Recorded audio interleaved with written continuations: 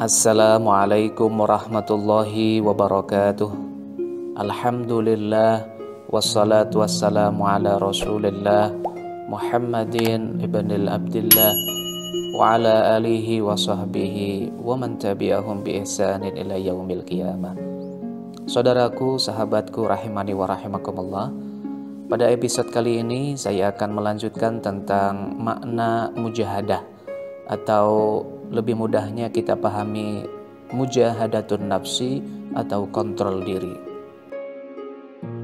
Dalam hadis Rasul Muhammad SAW bersabda yang diriwayatkan oleh Imam Ahmad, Al-mujahidu man jahada nafsahu fi ta'atillah, bahwa mujahid atau orang yang bersungguh-sungguh itu adalah orang yang melawan dirinya dalam rangka mentaati Allah Subhanahu wa taala. Yang dimaksud melawan dirinya adalah melawan hawa nafsu yang menjerumuskan kepada ketidaktaatan kepada Allah, yang menjauhkan dirinya kepada Allah, yang mendekatkan dirinya kepada ahlun nar. Itu yang dimaksud dengan mujahadah. Dan dalam pendapat yang lain, misalnya dalam Al-Lisan yang disampaikan oleh Ibnu Manzur, bahwa mujahadah ini adalah penyapihan jiwa dari syahwat, yakni menjauhkan hati dari angan-angan yang rusak dan segala keinginan yang menjerumuskan kepada kemurkaan Allah Subhanahu wa taala.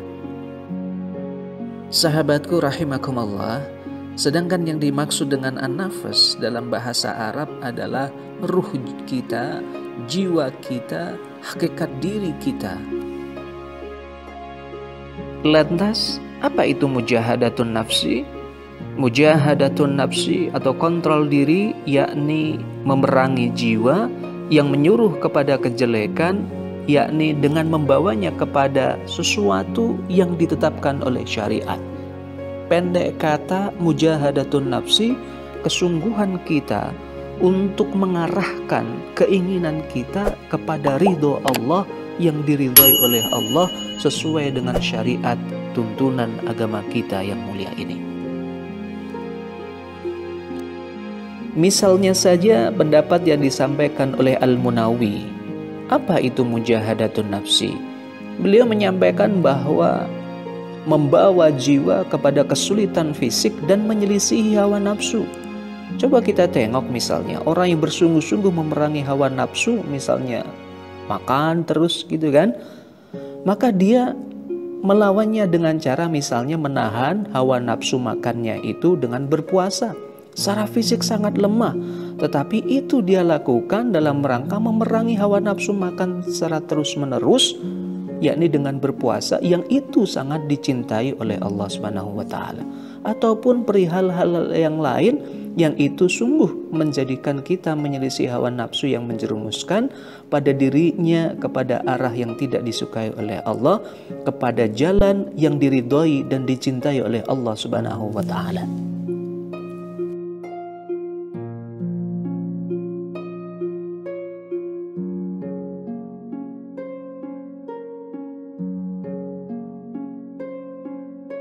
Apakah nafsu amarah itu?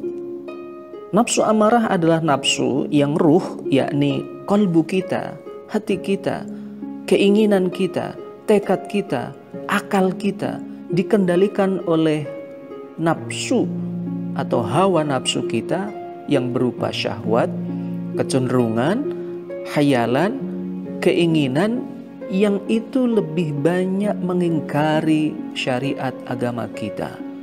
Maka jiwa yang seperti ini kecenderungannya adalah untuk kesenangan syahwat belaka, kesenangan yang hanya temporer, sementara saja. Dan sahabat yang dirahmati oleh Allah, kecenderungan pada nafsu amarah ini adalah kepada kebiasaan badannya, fisik kita, hal-hal yang bisa kita lihat, yang bisa dirasakan, dan seterusnya. Sebagaimana firman Allah Subhanahu wa taala dalam surah Yusuf, "Wa ma ubarri'un nafsi innan nafsa la ammaratum bisu." Dan aku tidak membebaskan diriku dari kesalahan, karena sesungguhnya nafsu itu menyuruh kepada kejahatan. Nah, ini yang harus kita garis bawahi. Inna nafsa la ammaratum bisu. Hawa nafsu itu selalu menyuruh kepada kejahatan, keburukan, kenistaan. Illa ma rahimar rabbi, kecuali nafsu yang diberikan rahmat oleh Allah. Jadi ada nafsu ternyata yang tidak menyuruh kepada kejahatan, yang diberi rahmat oleh Allah, yang itu menjadikan kita semakin dekat kepada Allah Subhanahu wa taala. Dan ditutup dengan inna rabbi laghafurur rahim. Sungguhnya Tuhanku Allah Subhanahu wa taala Maha Pengampun lagi Maha Penyayang. Sahabatku rahimakumullah, nafsu amarah ini ternyata menjadi tempat bercokolnya kejahatan. Seperti halnya tadi disampaikan, inna nafsala ammaratum bisu, bahwa nafsu itu sesungguhnya hanya nyuruhin kita, ngarahin kita untuk melakukan kejahatan, sesuatu yang dimurkai oleh Allah.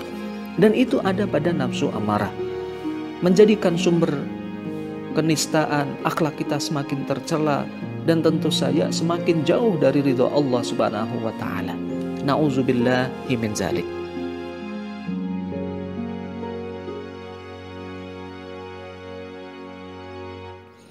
Jenis nafsu lawamah ini adalah nafsu yang ruh, yakni kolbu, azam kita, akal kita tarik menarik dengan hawa nafsu kita. Yang pendek kata, nafsu lawamah ini meskipun ada tarik menarik antara yang baik dan yang buruk, tetapi dominasi hawa nafsu yang buruk itu sangat kental sekali.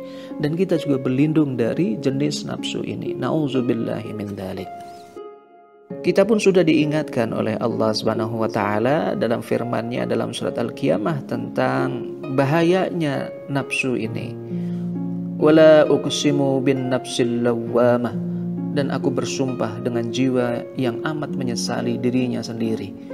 Maka layaklah kita juga berlindung kepada Allah dari jenis nafsu yang pertama pun juga yang kedua ini.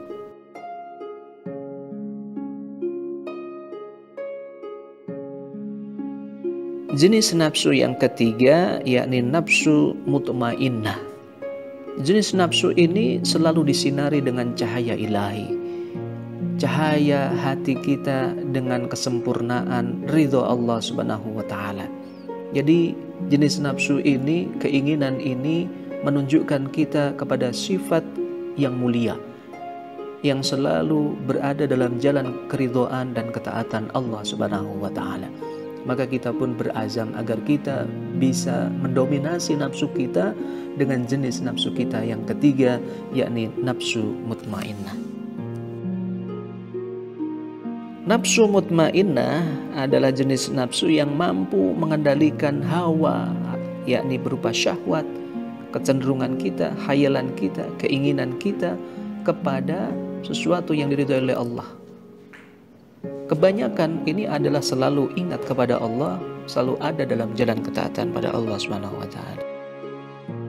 Dan kita dikuatkan oleh firman Allah Subhanahu wa taala dalam surat Al-Fajr misalnya. Ya ayyuhan nafsul mutmainnah, wahai jiwa yang tenang, irja'i ila rabbiki radiyatan mardiyah. Kembalilah kepada Rabbmu dengan hati yang ridho dan diridhoi oleh Allah Subhanahu wa taala. Wadkhuli fi ibadi, maka masuklah ke dalam golongan hamba-hambaku.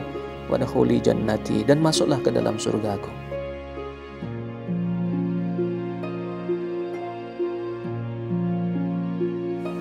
Demikian episode kali ini terkait dengan makna mujahadatun nafsi dan jenis-jenis nafsu dalam diri kita, agar kita waspada dan juga agar kita bisa mengenali diri kita dan mengarahkan jiwa kita ke dalam jenis nafsu jiwa yang diridhai oleh Allah Subhanahu wa taala, yakni nafsul mutmainnah.